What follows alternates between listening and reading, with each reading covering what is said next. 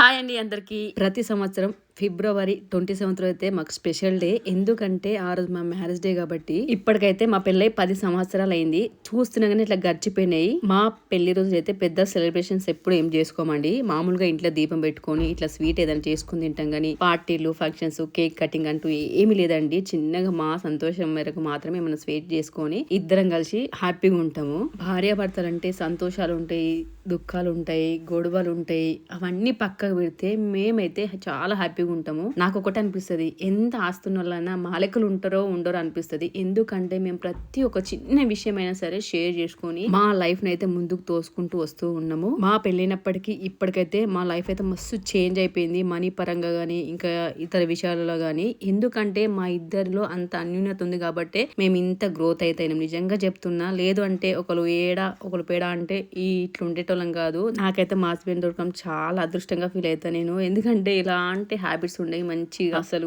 ఇక నేను చెప్పలేం కానీ నాకు మంచి భర్త దొరికిందని నేను చాలా హ్యాపీగా ఫీల్ అవుతా. ప్రతిసారి మా ఇంట్లో కూడా ఈయనంటే మంచి పేరు ఉంటుంది, నాకు అది చాలా అనిపిస్తుంది.